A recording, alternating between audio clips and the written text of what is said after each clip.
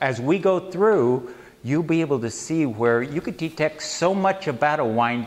It tells you the story before you ever get to the tasting of the wine. Okay, so I'm going to start out with a Sauvignon, or with our Anderson Valley Chardonnay, and I'm going to kind of take you through what I do.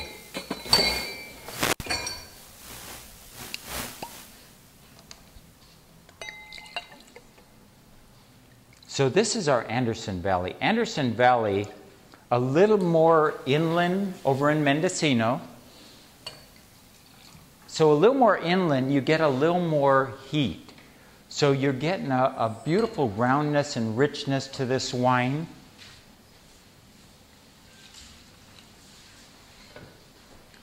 But also beautiful acids. This is about 8 months in French oak.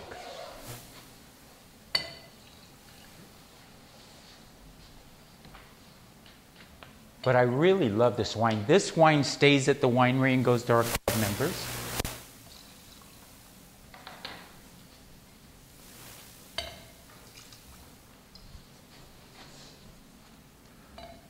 So the first thing I generally do is pick something up that's fairly clear, and I'll use this to look at the color of the wine. Because, here, I'll pass these out. Because if you hold it over that table,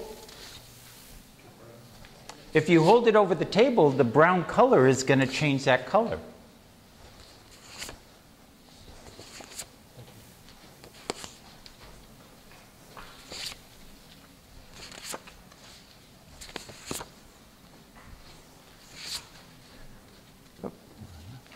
So generally, first thing I'll do is just hold it up to see the color. Now, this has a little bit of gold in there, but I could tell it's a fairly young wine. Now, as this ages, oxygen's going to attack it. It's going to go through the cork, and it's going to want to turn it brown. So the first thing that's going to happen is around the meniscus, or around the circle, around the outer edge, it's going to start turning more golden before the rest of the wine does. It just happens.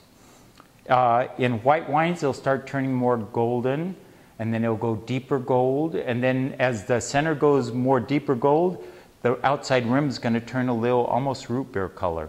And if you leave this bottle of wine sitting in your wine fridge for long enough, it's going to turn brown.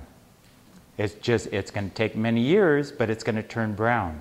Now what you're doing is maturing, you're softening the acids, and in red wines you're softening the tannins, but you're building in all these mature tones. So what you want to do is get just the perfect time for your own taste. If you like it more acidic, you're going to drink your wines a little earlier. If you like them more velvety, more creamy, you're going to let them age longer. And when you start seeing sediment form, especially in red wines, that's actually the tannins kind of falling out of the wine. And that gives you an idea that now I'm starting to get more velvetiness, more of those lusher flavors in my red wines. And that's a good barometer. When you see sediment, you know it's starting to get into a beautiful aged portion. So after I look at, now I'm also looking, are there any bubbles in there? CO2 would tell me it's a sparkling wine. So I've kind of taken that, I've looked at the color, I've looked at the clarity, because you want to see if it's a little more hazy or is it a little more crystal clear. The more golden it is, generally it could be aging, but it also could be a warmer area, because as grapes ripen, they're going to get darker. So it could tell me it's a little warmer region. Now, after I look at the color, now, first, a lot of people you'll see start swirling. They go crazy on the swirling. Bring it to your nose first and just smell it. Fruit floats. The fruit's going to float up top, and you're going to really get the beautiful scent of the fruit all by itself. So try to capture, is it a little more pear-like, or is it really tart? Is it really acidic? In red wines, is it really more higher alcohol? Do you get blueberries, blackberries, boysenberries, black cherries? In this, do I get more citrus or do I get more pear or tropical tones? Tells you the region. Because a cooler region is going to be higher acidity, you're going to get more citrus.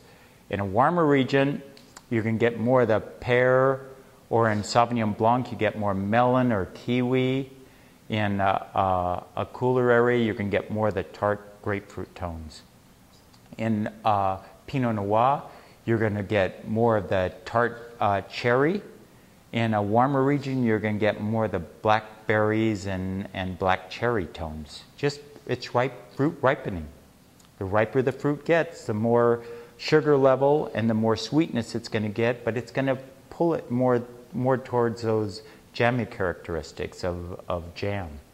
Okay, so now I'll put on and I always take it over to the table before I spin it, because I'm very good at spinning up here, but there's been times that I've been at a friend's house and I think I'm really confident and I'm spinning it and all of a sudden it cants one way or the other and that wine shoots out and that red wine goes all over their white carpet, and I've turned from being an incredible person to a moron in 1 second. So what I do is I take it to the table and I just give it a good spin.